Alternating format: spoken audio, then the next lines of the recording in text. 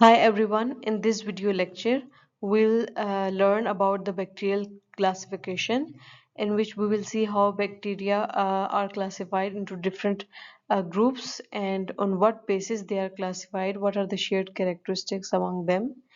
First of all, we will see that how bacteria are classified generally. Bacteria are classified on the basis of shape, on the basis of gram stain, and oxygen requirement. On the basis of shape, there are three classification or there are three types of bacteria: cocci, bacilli, and spirali. Cocci are basically round-shaped bacteria. Because of their shape, they are called cocci. Bacilli are rod-shaped bacteria, and spirali are coma-shaped bacteria. On the basis of gram strength, they are classified into gram-positive and gram-negative bacteria.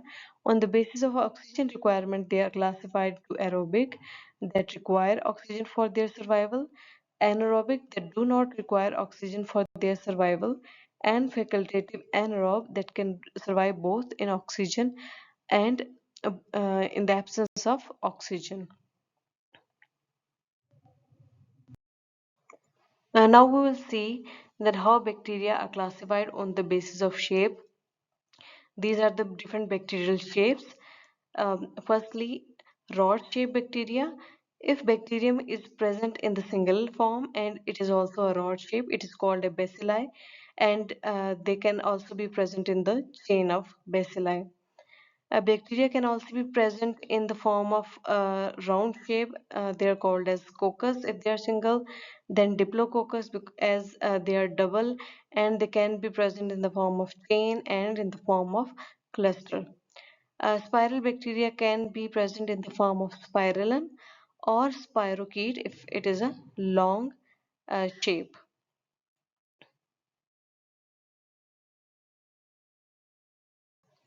Here are the different shapes of the bacteria along with their examples.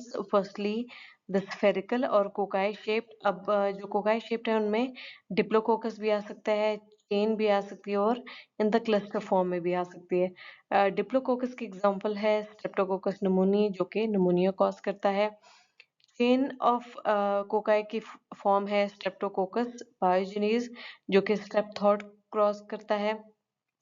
फिर है cluster of cocci की example है streptococcus aureus can cause sinus infections and food poisoning.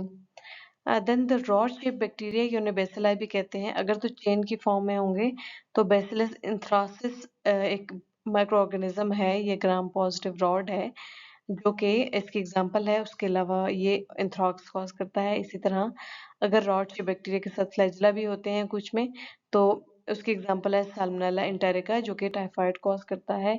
और इस तरह एक और भी rod shape bacteria without flagella and it is clostridium बोtulinum जो कि बोtulism कॉज करता है. देन हम स्पाइरल शेप की फॉर्म में देखें तो अगर स्पाइरलम या कोमा शेप की फॉर्म में है सिंगल तो वो कहलाता है विब्रियो कॉलरा हो सकता है और जो कॉलरा कॉज करता है. और अब ऐसा ऑर्गेनिज्म जो सिंगल हो और कोमा शेप की भी हो और उसके साथ फ्लैजिला काफी सारे अटैच हो, that is the Helicobacter pylori and can cause a stomach ulcers. और स्पाइरोकीट्स जो है उनकी फॉर्म में प्रेजेंट हो सकते हैं जो कि ट्रैपोनोमा पैलिडम इसकी एग्जांपल है जो कि सिफिलिस कॉज करता है. On the basis of gram stain, they are classified into four groups: gram-positive cocci, gram-negative cocci, gram-positive rods and gram-negative rods. यानी कि अगर हम कोकाई वाले ग्रुप में लें उसमें कुछ ग्राम पॉजिटिव हैं, कुछ ग्राम नेगेटिव हैं. अगर हम रॉड्स वाले ग्रुप को देखें उसमें भी कुछ ग्राम पॉजिटिव होंगे और कुछ ग्राम नेगेटिव होंगे.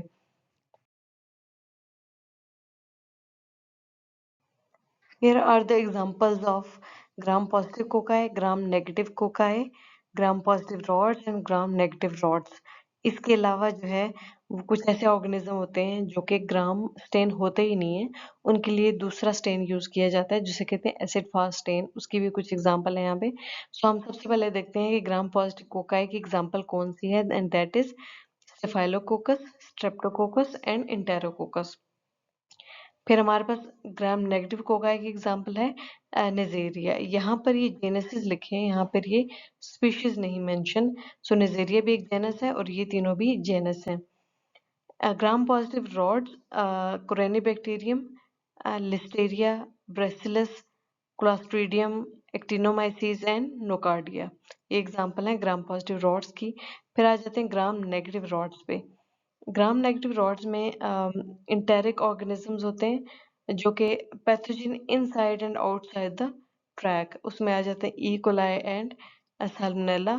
जबकि pathogen primarily inside the track, जिसमें शिजेला आएगी, विब्रियो होगी, कंपाइलोबैक्टर होगी और हेलिकोबैक्टर होगी। ये जो है ना प्राइमरीली एंड स्पेसिफिकली जो गट का एरिया है उसी को ज़्यादातर टारगेट करते हैं, और बाकी जो है ये वाले और एरियाज को भी टारगेट कर सकते हैं। जैसे यूटीआई भी ये कॉज कर सकते हैं, जैसे और भी डिफरेंट ऑर्गन्स को साल्मोनेला जिस तरह अफेक्ट करता है वो कर सकते हैं। फिर है पैथोजेनिक आउटसाइड द ट्रैक में आ सकते हैं klebsiella, enterobacter, serratia, pseudomonas, proteus, providencia, morganella and bacteroides. Then respiratory tract के कौन से ऑर्गेनिज्म हैं? तो पहले हमने देखे इंटेरिक ऑर्गेनिज्म जो कि ग्राम नेगेटिव रॉड की एग्जांपल है, उसके भी आगे से 2 पार्ट्स देखे। फिर हम अब देखेंगे कि इंटेरिक ऑर्गेनिज्म के बाद आते हैं रेस्पिरेटरी ट्रैक ऑर्गेनिज्म। उसमें कौन कौन से आ जाते हैं? उसमें आते हैं हिमोफिलस, लेजेनेला एंड ब्रोटेटेला। ये ऐसे ऑर्गेनिज्म होंगे जो रेस्पिरेटरी ट्रैक के कोई इन्फेक्शन कॉज करेंगे।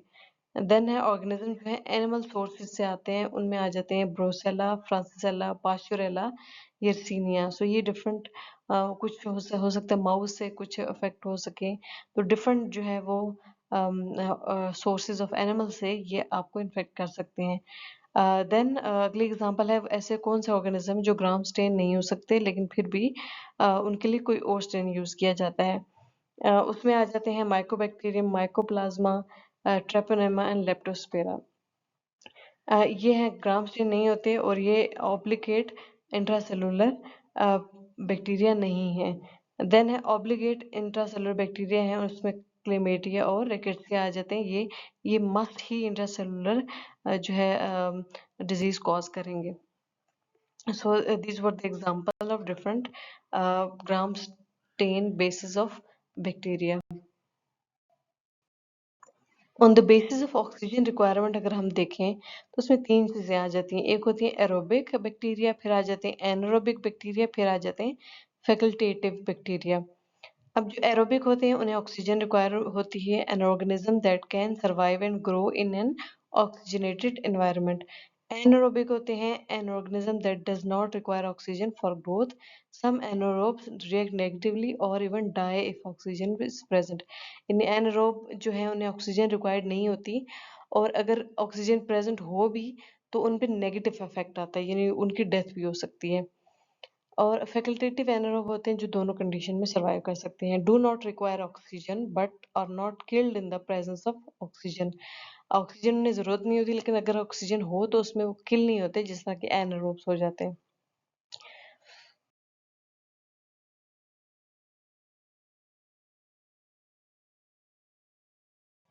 Now we will see the aerobic bacteria detail and their examples.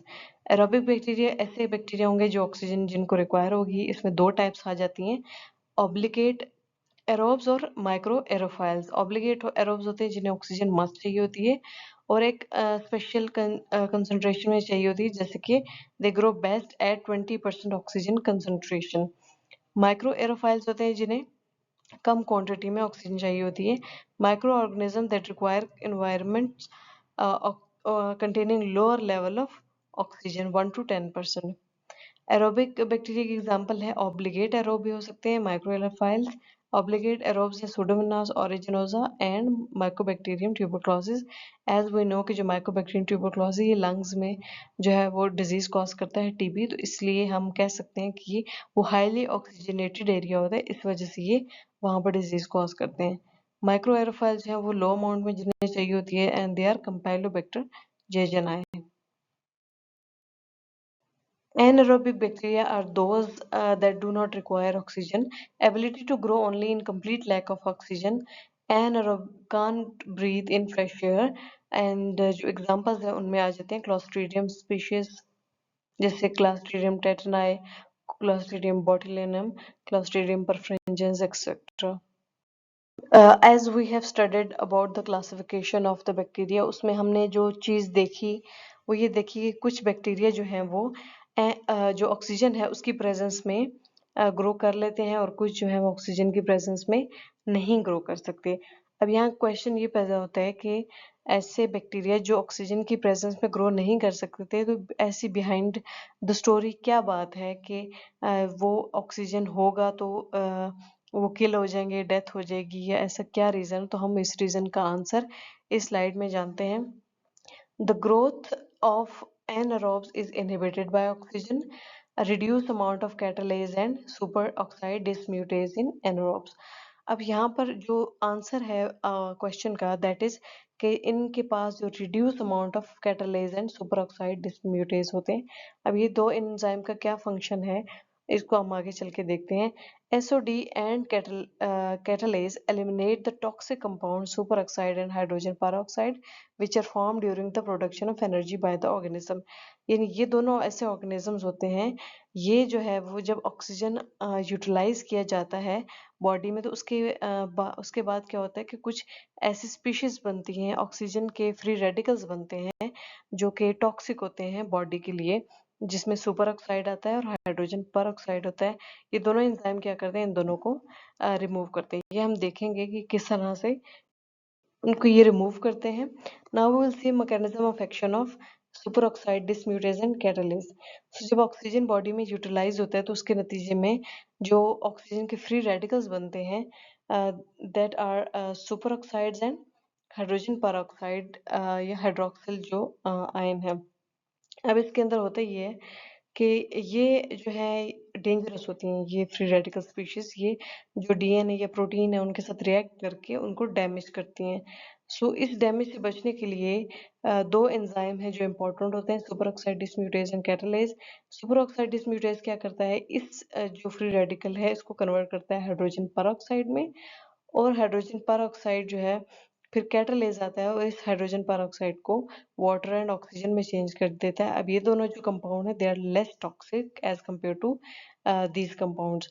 अब इसके अंदर क्या होता है कि फिर क्या होगा कि इन दोनों एंजाइम की वजह से जो टॉक्सिक कंपाउंड थे वो नॉन टॉक्सिक कंपाउंड में चेंज हो गए। अब एरोब्स के अंदर तो ये दोनों एंजाइम मौजूद हैं, लेकिन जो एनरोब्स हैं उनके पास ये दोनों एंजाइम मौजूद नहीं होते। इसकी वजह से जो फ्री रेडिकल्स होते हैं, इसकी वजह से उनकी बॉडी को डैमेज होता है और अल्टीमेटली वो किल हो जाते हैं। नेक्स्ट इज फैकल्टेटिव एनारोब, यानी ऐसे ऑर्गेनिज्म जो ग्रो कर सकते हैं ऑक्सीजन की प्रेजेंस और एब्सेंस दोनों में। They do not require oxygen but are not killed in the presence of oxygen. और उनकी जो एग्जांपल है that is gram negative rods and E coli. And thanks for listening this lecture. I hope you will like this video.